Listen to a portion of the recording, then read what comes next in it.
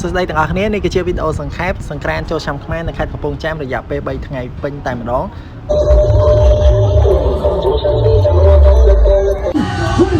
ដូចយើងបានឃើញអញ្ចឹងគឺមនុស្សចូលរួមលេងច្រើនមែនតើមានតែក្មេងចាស់ប្រុសស្រីគឺគាត់ចូលរួមលេងតែនេះវីដេអូយូរតាំងពី3-4ខែមុនតែខ្ញុំយកមកកាត់តថតបន្ថែមហើយនេះគឺជាថ្ងៃទី1នៃសង្ក្រាន្តចូលឆ្នាំខ្មែរនៅថ្ងៃទី1នេះគឺយើងឃើញថាមានមនុស្សជាច្រើនដូចជាយុវជនក្មេងចាស់ប្រុសស្រីគឺគាត់មកលេងជុំវិញទីក្រុងទាំងអស់ជាពិសេសបំផុតគឺមកលេងនៅម៉ូសាឡាខេត្តកំពង់ចាមតែម្ដងដែលយើងឃើញមានការរាំលេងមានល្បែងប្រជាប្រិយមានការបាញ់ទឹកតែថ្ងៃទី1ហ្នឹងគឺដោយសារតែមេឃភ្លៀងអញ្ចឹងក៏អត់សូវមានមនុស្សច្រើនខ្លាំងទេមើលមានទាំងឡានមានអីគឺគាត់ជិះតាមផ្លូវសប្បាយមែនតើមានទាំងនៅភូមិការមានទាំងនៅម៉ូសាឡាខេត្តមានទាំងនៅកោះប៉ែនហ្នឹងគឺថ្ងៃទី1ហើយយើងចូលមកដល់ថ្ងៃទី2គឺមានការតាំងពិព័រណ៍ជាពិសេសគឺការហាលេងថ្ងៃទី2គឺសំខាន់ជាងគេបំផុតហើយថ្ងៃទី2ក៏ស្ទះជាងគេខ្លាំងដែរថ្ងៃទី2គឺមានមនុស្សច្រើនខ្លាំងមែនតើដោយគេបានបិទផ្លូវហើយជាពិសេសនៅស្ពានគេសនាគឺស្ទះខ្លាំងមែនតើហើយមានមនុស្សចាស់ពូមីងក៏ដូចជាលោកគ្រូអ្នកគ្រូក៏គាត់បានមកទស្សនាក៏ដូចជាមកលេងកំសាន្តក៏ដូចជាមកភ្លក់រសជាតិលៀហាផងដែរនៅថ្ងៃទី2នេះប៉ុន្តែលៀហាគឺតាំងតែ1ម៉ោងទៅ1ម៉ោងកន្លះទេគឺអស់បាត់អីដោយសារតែ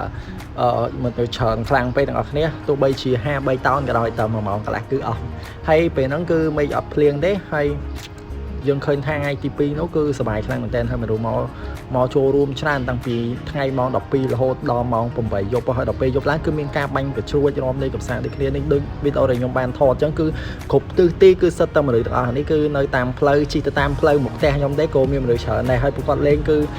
គ្រប់យើងខ្លាំងមែនទែនគឺគាត់សុំយើងត្រឹមត្រូវដោយមិនមានការបំពេញឬមួយក៏អ្វីដែលយើងអត់ចង់លេងគឺគាត់មិនប៉ះពាល់ក៏ដូចជាមិនធ្វើឲ្យយើងអត់សប្បាយចិត្តទេហើយនេះទិដ្ឋភាពនៅស្ពានគិសនាគឺថ្ងៃទី2ឃើញថាឡានស្ទះខ្លាំងមែនទែនពីខេត្តត្បូងឃ្មុំមកខេត្តកំពង់ចាមនៅខាងមុខផ្ទះខ្ញុំទេនៅខាងមុខផ្ទះក៏ស្ទះខ្លាំងដែរអញ្ចឹងខ្ញុំរកផ្លូវចេញអត់បានទេមានតែជិះចូលផ្លូវតូចដើម្បីបានមើលគេសប្បាយហើយកន្លែងនេះគឺគេមានការតាំងកុនសឺតក៏ដូចជាបាយបារាដែរទាំងអស់គ្នាថ្ងៃទី2ហ្នឹងគឺមនុស្សណែមែនតើហើយខ្ញុំក៏ឈប់នៅខាងហ្នឹងដោយសារតែមនុស្សច្រើនពេកខ្ញុំមិនអាចចូលទៅក្នុងសាលាខេត្តបានខ្ញុំក៏ជិះតាមផ្លូវខាងកោះពេជ្រកំពង់ចាមកន្លែងហ្នឹងគឺគេហៅកោះពេជ្រកំពង់ចាមក៏ស្ទះដែរទាំងអស់គ្នាមានទាំងឡានក្រុងមានទាំងឡានតូចម៉ូតូធំម៉ូតូតូចគឺគាត់មកទាំងអស់ចឹងស្ទះខ្លាំងពេកខ្ញុំក៏សម្រេចចិត្តមកផ្ទះវិញហើយនេះនៅខាងមុខផ្ទះពួកគាត់លេងសប្បាយខ្លាំងមែនតើនៅខាងមុខផ្ទះខ្ញុំហ្នឹងក៏ស្ទះដែរអញ្ចឹងអត់បានទៅលេងមួយសាលាខេត្តទេក៏លេងនៅមុខផ្ទះទៅតែ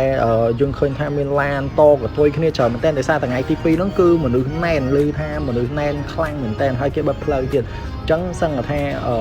ទូទាំងប្រទេសគឺគាត់បានមកលេងថ្ងៃទី2ហ្នឹងច្រើនខ្លាំងមែនតើអញ្ចឹងក៏ថ្ងៃទី3រៀងខ្សោយមនុស្សតិចតួចទៅហើយនេះយប់ឡើងគឺមានការបាញ់កញ្ជ្រួចអបអរសាទរនៅយប់ថ្ងៃទី2នេះផងដែរទាំងអស់គ្នាហើយចំពោះថ្ងៃទី3វិញគឺជាថ្ងៃដែលគេបាញ់ទឹកតែម្ដងទាំងអស់គ្នាគឺមានឡានទឹកមកច្រើនមែនទែនឲ្យតែអស់ទឹកពេលណាគឺ